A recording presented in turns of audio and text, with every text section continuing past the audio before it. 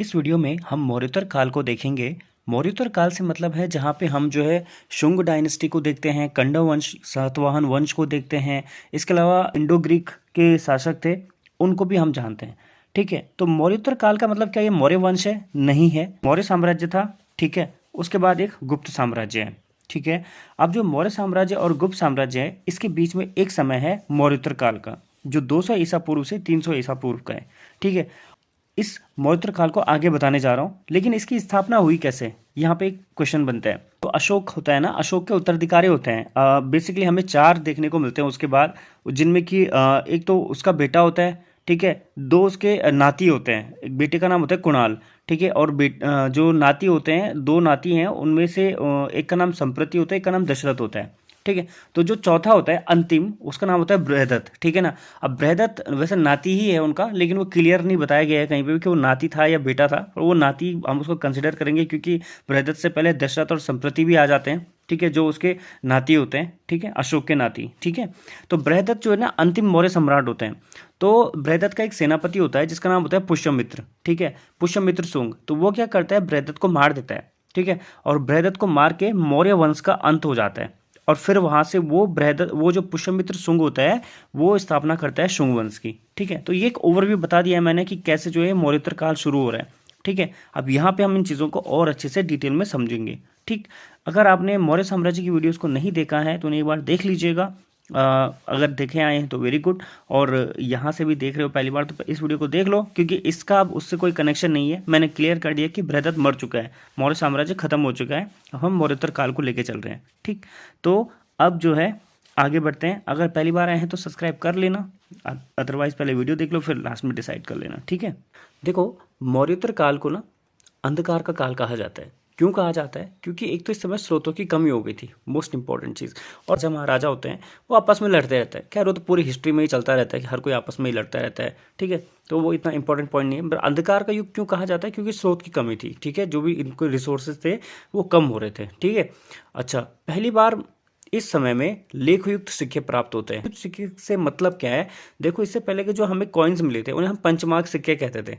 Punch mark सिक्के का मतलब पता है? मतलब कि वहाँ पे कुछ ना निशान उन पे बने होते, साइन उन पे बने होते थे। जैसे इंडस वैली का सिक्का, तो वहाँ से पंचमार्क कॉइन मिले थे, क्योंकि वहाँ पे जैसे एक श्रृंगी पशु का चित्र मिला था, कहीं पे त्रिशूल बना हुआ है, किसी भी कोई नारे की मूर्ति मिल गई तो उसका भी एक सिक्का जारी कर दिया, तो वो पंचमार्क कॉइन थे। लेकिन मौर्योत्तर काल में क्या हो रहा है, लेखयुक्त में कुछ ना कुछ लिखा रहता है, कुछ ना कुछ एविडेंस के फॉर्म में, रिटर्न फॉर्म में मिला हुआ है यहाँ पे, ठीक है ना।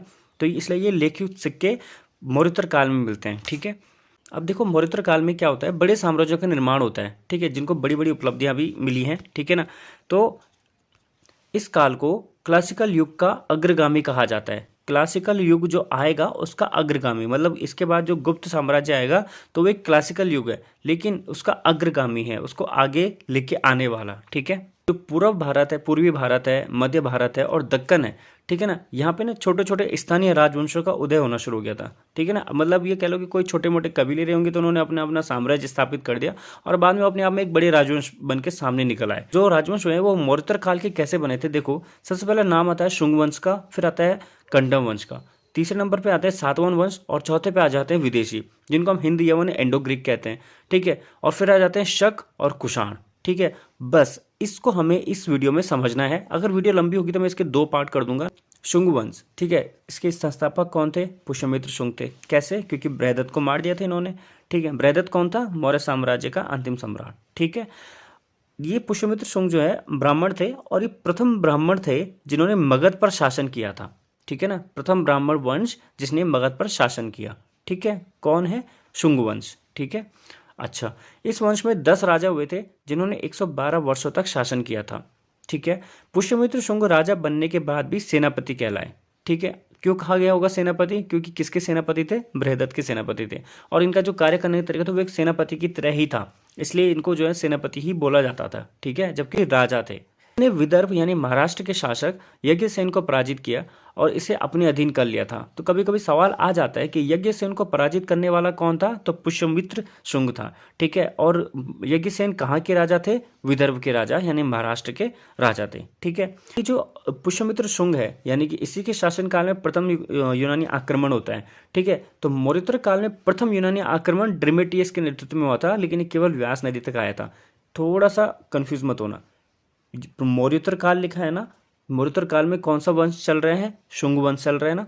तो शुंग वंश के शासन काल में, यानी कि शुंग वंश का स्टेब्लिशमेंट करने वाला कौन है? पुष्यमित्र शुंग है। तो पुष्यमित्र शुंग के शासन में किसका आक्रमण हुआ था? मौर्योत्तर काल में किसका आक्रमण हुआ था? शुंग के समय में आक्रमण हुआ। अब लेकिन किसका हुआ? तो उसका नाम आ जाता है तुम्हारे सामने ड्रेमेटियस, इसका हुआ है। ठीक है, सवाल आ जाएगा कि भारत पर आक्रमण करने वाला प्रथम विदेशी कौन था? तो ड्रेमेटियस था, जिसको डेरियस भी बोला जाता था। ठीक है, डेरियस। ठीक है, डेरियस भी इसको बोला जाता था। लेकिन कहाँ तक आए थे? व्यास नदी तक आया था। ठीक है, पुष्यमित्र शुंग ने पूर्वी भारत में यमुना नदी के किनारे यूनानी आक्रमणकारी मिनेंडर को पराजित किया था। अच्छा, एक और आक्रमण होता मिनेंडर। ठीक है, मिनांडर। तो मिनांडर कौन था? कीर्तिवान राजा था ये। ठीक है ना, कुछ लोग कहते हैं कि ये बहुत अच्छा कहानियां भी लिखता था। ठीक है, मतलब काफ़ी बहुचर्चित राजा था। इसके ना कुछ सवाल जवाब भी हुए थे, जिसको मिलिंद पन्नों में लिखा गया था। मिलिंद पन्नों आपने सुना होगा, मिलिंद पन्नों, वैसे अभी आएगा, आगे बताऊंगा मैं आपको। मिलिंद पन्नों में लिखा गया था। और मिनांडर के जो मिलिंद पन्नों लिखा था, वो उसको लिखा था नागसेन ने। ठीक है, मिलिंद के प्रश्न भी बोला जाता है उसको। मिलिंद पन्नों में मिलिंद के प्रश्न है, उसको नागसेन ने लिखा था। ठीक है, आपसे सवाल है नागसेन किसका दरबारी कवि था? कमेंट करके बताना। ठीक है, वैसे मैं बता दूंगा आगे। तो दो विदेशियों का आक्रमण हुआ है अभी तक हमारे सामने जो डेटा आया है। पहला था डेरियस और दूसरा था मिनांडर। ठीक है, मिनांडर ने क्या किया था? जो पूर्वी नहीं पश्चिमी भारत है, तो जो उसमें पंजाब प्रांत है ना, वहां पे उसने शासन करना शुरू कर दिया था। उसने अपनी पंजाब में अपनी राजधानी बना ली थी। ठीक है, चलिए, पुष्यमित्र शुंग प्रथम शासक था जिसने ब्राह्मण संस्कृति का अत्यधिक विकास किया था। ठीक है, बौद्ध ग्रंथों में पुष्यमित्र शुंग को बौद्ध द्रोही बोला गया था। ठीक है, क्या बोला गया था? बौद्ध द्रोही। क्यों? क्योंकि वो ब्राह्मण था, तो वो बौद्ध धर्म का अनुयायी नहीं था। ठीक है, शुंग काल में संस्कृत भाषा का अत्यधिक विकास हुआ। ठीक है, पतंजलि नाम बहुत फेमस है आज की डेट में। तो आप पतंजलि का नाम सुन के आपके सामने बाबा जी आते हैं। ठीक है, मैं उनका नाम नहीं लूँगा, वरना कोई ना कोई कॉपीराइट मार देगा नाम लेके ही। एनीवे, तो महर्षि पतंजलि जो है, ठीक है ना, दरबारी कवि थे पुष्यमित्र शुंग के, याद रखिएगा। ठीक है, जो संस्कृत के बहुत बड़े विद्वान थे। ठीक है, इन्होंने, महर्षि पतंजलि ने किसकी रचना की थी? महाभाष्य की रचना की थी। महाभाष्य क्या था? एक व्याकरण ग्रंथ था, जो कि पाणिनि के अष्टाध्यायी ग्रंथ की व्याख्या करता था। ठीक है, अष्टाध्यायी किसने लिखी थी? पाणिनि ने लिखी थी। ठीक है, और इसकी व्याख्या किसमें की गई है? महाभाष्य नामक व्याकरण ग्रंथ में की गई है। और महाभाष्य किसने लिखा फिर से? तो महर्षि पतंजलि ने लिखा। ठीक है, ये सवाल आ जाता है। शुंग काल में ही मनुस्मृति की रचना हुई है। ठीक है, मनुस्मृति की रचना किसके काल में? शुंग काल में। और सवाल है कि मनुस्मृति किसके द्वारा लिखी गई है? कमेंट करके बताना। दो सवाल मैंने आपसे पूछे हैं, दोनों का आंसर मैं आपको कमेंट में पिन करके बताऊंगा। बट पहले आप याद कीजिए, अगर आप लोगों ने पढ़ा है तो, मनुस्मृति किसके द्वारा लिखी गई है। ठीक है, पुष्यमित्र शुंग ने 2 अश्वमेध यज्ञ किए थे। ठीक है, जिसके पुरोहित जो है पतंजलि थे। ठीक, पुष्यमित्र शुंग ने सांची एवं भरौत के स्तूपों का विस्तार और अलंकरण करवाया था। ठीक है, शुंग वंश का 9वां राजा भागभद्र था, जिसका एक अभिलेख वेशनगर विदिशा से मिला था। ठीक है, और ये कहाँ है? मध्य प्रदेश में है। ठीक है, तो आपसे सवाल क्या आता है, जैसे कि किस अभिलेख से पता चलता है कि शुंग वंश की जो राजधानी है वो वेशनगर थी? तो विदिशा अभिलेख से। ठीक है, और किसका था ये अभिलेख? भागभद्र का ये अभिलेख था। भागभद्र कौन था? शुंग वंश का 9वां राजा था। ठीक है, अभिलेख में देखो क्या है कि एक हान यूनानी राजा होते हैं, जिनको एंटियोकिल्स बोला जाता है। ठीक है, तो इन्होंने क्या किया? अपने एक दूत को भेजा भागभद्र के दरबार में, और उस दूत का नाम था हेलियोडोरस। ठीक है ना, तो भागवत के दरबार में हेलियोडोरस आता है, और हेलियोडोरस यहाँ आके क्या करता है? भागवत धर्म को स्वीकार कर लेता है। ठीक है, और भागवत वसुदेव, ठीक है, के सम्मान में एक गरुड़ ध्वज की स्थापना भी करता है। ठीक है ना, तो कभी सवाल आ जाए कि हेलियोडोरस को किसने भेजा था? एंटियोकिल्स ने भेजा था। हेलियोडोरस किसके शासनकाल में आया था? तो भागभद्र के दरबार में आया था, भागभद्र के शासन में आया था। ठीक है, इसने क्या किया था? भागवत धर्म को स्वीकार किया था। ठीक, तो शुंग वंश है, इसका जो अंतिम शासक होता है ना, उसका नाम होता है देवभूति। ठीक है, तो शुंग वंश का अंतिम शासक कौन था? देवभूति। कभी सवाल आ जाए तो पुराणों के अनुसार क्या होता है, जो देवभूति होता है, इसका एक मंत्री होता है।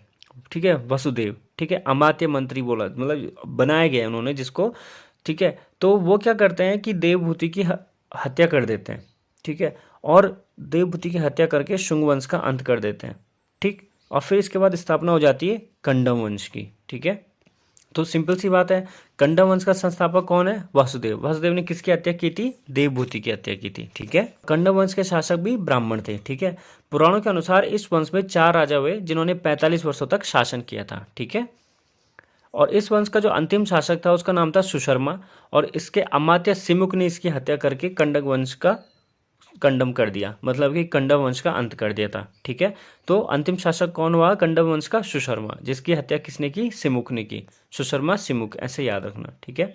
फिर आते हैं सातवाहन वंश, और सातवाहन वंश की स्थापना किसने की होगी? सिमुक ने ही तो की होगी, ठीक है। दोनों का अंध्र भृत्य कहा गया है, भक्त नहीं है, भृत्य है, ठीक है।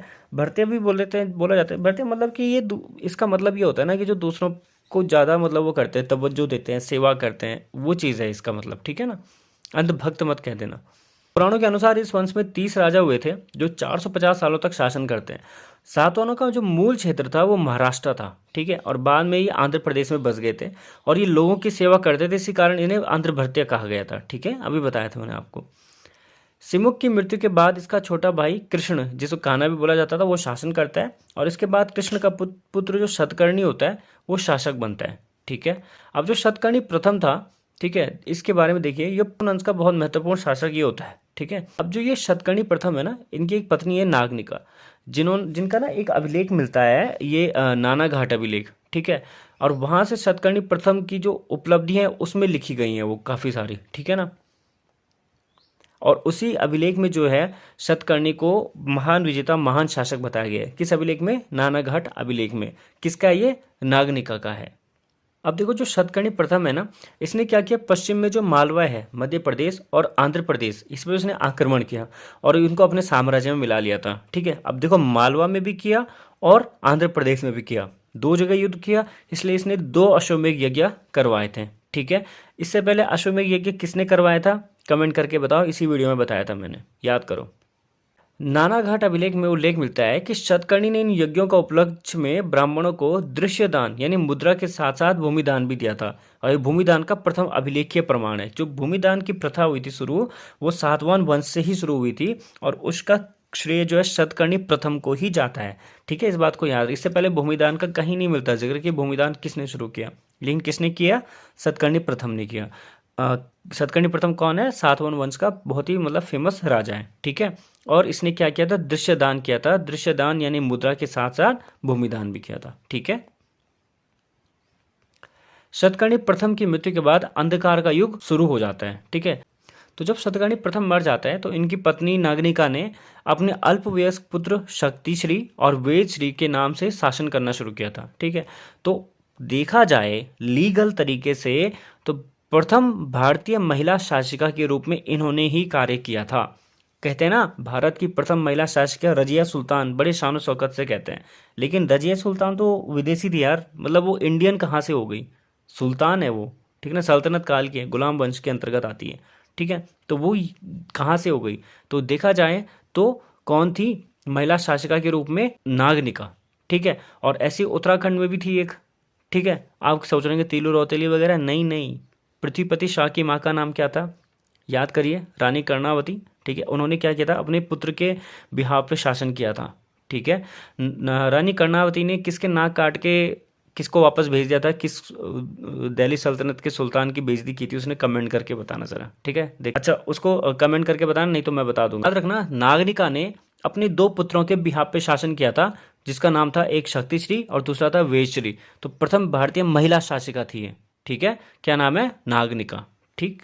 जो अंधकार युग होता है उसमें 17 राजा होते हैं, जिनमें से एक था राजा हाल, ठीक है। हॉल भी बोल सकते हो, वैसे राजा हाल ही लिखा है। तो पुराणों में राजा हाल एक विद्वान राजा था जिसने प्राकृतिक भाषा में गाथा सप्तशती नामक ग्रंथ की रचना की थी। तो कभी सवाल आ जाए, गाथा सप्तशती की रचना किसने की? तो राजा हाल ने। ये कौन से युग का था? अंधकार युग का था। राजा हाल विद्वानों का संरक्षक भी था, जिसके दरबार में गुणाढ्य, ठीक है, गुणाढ्य जैसा प्रसिद्ध विद्वान था जिसने वृत्त कथा नामक प्राकृतिक ग्रंथ की रचना की थी। तो वृत्त कथा की रचना किसने की? गुणाढ्य ने की थी। किसके दरबार में था? हाल, राजा हाल के दरबार में था, ठीक है। अब इसमें गौतमी पुत्र शतकर्णी आते हैं इसके बाद, ठीक है। इसके आगमन से सातवाहनों का अंधकार युग भी समाप्त हो जाता है, ठीक है। देखो ना, जो अंधकार युग होता है, जब यहाँ पे गौतमी पुत्र शतकर्णी की एंट्री होती है, ठीक है। तो गौतमीपुत्र सतकर्णी क्या करते हैं, पहले तो छत्राद वंश के राजा नहपान से मतलब बहुत इनका भीषण संग्राम होता है और नहपान को ये हरा देते हैं, मार देते हैं उसको, ठीक है। और उसके बाद ये अपने जो सातवान वंश है ना उसको दोबारा मतलब शिलान्यास कर देते हैं, दोबारा उसको जो प्रतिष्ठा स्थापित कर देते हैं उसकी, ठीक है। इन्होंने क्या किया था, नहपान के राज्य को भी अपने राज्य में मिला लिया था, ठीक है। अच्छा, अब बाल श्री गौतमी का एक नासिक अभिलेख मिलता है, ठीक है, जिसमें उन्होंने शतकर्णी की जो विजय थी ना तो उसके बारे में लिखा है। उन्होंने लिखा कि इसके जो घोड़े हैं ना उन घोड़ों ने जो है तीनों समुद्र का पानी पिया है, ठीक है। और इसकी जो पताका थी वो अपराजेय थी। पताका मतलब ऐसा झंडा ही होता है जो कि अपराजेय होता है, ठीक है, मतलब कभी हारने वाला नहीं है। इसने बौद्ध संघ को गांव दान भूमिदान दिया था, ठीक है। इसके बाद आते हैं वशिष्ठी पुत्र पुलमावी। अपने दक्षिणापथेश्वर की उपाधि धारण की थी, ठीक है। तो सवाल आ सकता है कि दक्षिणापथेश्वर की उपाधि किसको मिली गई है, पुलमावी को मिली है, ठीक है। वशिष्ठी पुत्र पुलमावी ने नवनगर नामक नगर बसाने के उपलक्ष्य में नवनगर स्वामी की उपाधि भी धारण की थी, ठीक है। इसने अमरावती के स्तूप का आकार वर्धन करवाया था, ठीक। वशिष्ठ पुत्र पुलमावी ने जो शकों का कर्दमक वंश था, ठीक है, इसके शासक रुद्रदामन से संघर्ष हुआ था। संघर्ष मतलब कि युद्ध हुआ था इसका, ठीक है। रुद्रदामन के जूनागढ़ अभिलेख से ज्ञात होता है कि रुद्रदामन ने दक्षिण शासक वशिष्ठ पुत्र पुलमावी को 2 बार पराजित किया, लेकिन संबंधों की निकटता कारण से समाप्त नहीं किया था, ठीक है। तो वैसे रुद्रदामन से सबसे ज्यादा यही पूछा जाता है कि जूनागढ़ अभिलेख किसने लिखा, रुद्रदामन ने लिखा है, ठीक है। बस यही सवाल यहाँ पे इंपॉर्टेंट हो जाता है। इसके बाद आते हैं यज्ञश्री सतकर्णी। यज्ञश्री सतकर्णी सातवाहनों का अंतिम महत्वपूर्ण राजा था, जिसने शकों को पराजित किया और पुनः अपने पूर्वजों के राज्य को प्रतिस्थापित कर दिया था, ठीक है। अंतिम शासक पुलमावी चतुर्थ था, ठीक है। सातवाहन वंश का पतन के कारण शकों से संघर्ष था, ठीक है, शकों का आक्रमण हो रहा था बार बार। और सातवाहनों की राजधानी प्रतिष्ठान थी, जो यहाँ का व्यापारिक केंद्र थी। सातवाहन वंश का जो व्यापारिक केंद्र था वो क्या था, प्रतिष्ठान क्या सातवाहन वंश की राजधानी भी थी, ठीक है। उत्तर भारत दक्षिण भारत का सेतु सातवाहनों को ही कहा जाता है, क्योंकि उत्तर भारत से दक्षिण भारत में संस्कृति का प्रसार हो रहा था, ठीक है। सातवाहन जो है ना दक्षिण भारत का पहला ऐसा राजवंश था जिसने ब्राह्मण संस्कृति को अंगीकार किया था, मतलब ब्राह्मण संस्कृति को स्वीकार किया था इन्होंने, ठीक है। इन्होंने जो है ब्राह्मणों और बौद्धों को भूमिदान दिया था, ठीक है, वो हम पहले भी देख चुके हैं ऊपर। भूमिदान की प्रवृत्ति शुरू हुई और इससे सामंतवाद का जन्म हुआ। तो सामंतवाद का जन्मदाता ही कौन थे, सातवाहन थे, ठीक है। ये मात्र सत्तात्मक वंश था, ठीक है। महिलाएं पति के नाम से पद को धारण करती थी और इस काल में सर्वाधिक नगर भी स्थापित किए गए थे, ठीक है। टॉलमी जो यूनानी है बहुत फेमस, ठीक है, तो इन्होंने क्या किया, मतलब इन्होंने बताया, एक डेटा दिया है कि सातवाहन राज्य में जो है 18 नगर थे और 5 बंदरगाह थे, ठीक है। अब इनके द्वारा जो सिक्के जारी किए गए थे वो थे चांदी के और तांबे के, ठीक है। इसके अलावा पोटीन भी था, जो पोटीन जो था थोड़ा घटिया चांदी का सिक्का था, और शीशे के सिक्के भी थे, ठीक है। उसके बाद आते हैं हिंद यवन। अब ये विदेशी हैं, ठीक है, इनको इंडो ग्रीक भी बोला जाता है। मौर्योत्तर काल में यूनानी भारत में बैक्ट्रिया हिंदुकुश पर्वत के पश्चिम से आए थे। ये जो हिंदुकुश पर्वत है भारत का, इसके पीछे बैक्ट्रिया पड़ता है, ठीक है, बैक्ट्रिया पड़ता है, मतलब बैक्ट्रिया जगह एग्जिस्ट करती है, तो वहां से ये इंडिया में आए थे, ठीक है। और बैक्ट्रिया का जो संस्थापक था उसका नाम था सिकंदर, ठीक है। कभी कभी पूछा जाता है कि सिकंदर कौन था, बैक्ट्रिया का संस्थापक। तो सिकंदर के नाम के आगे सलमान खान आए तो वो मत लिख देना भाई, ठीक है। इसके 2 वंश हैं, यूथिडेमस और यूकेट्राइटिस, ठीक है। तो यूथिडेमस और यूकेट्राइटिस जो वंश है, अब उनको हम और डिटेल में समझेंगे अगली वीडियो में। धन्यवाद।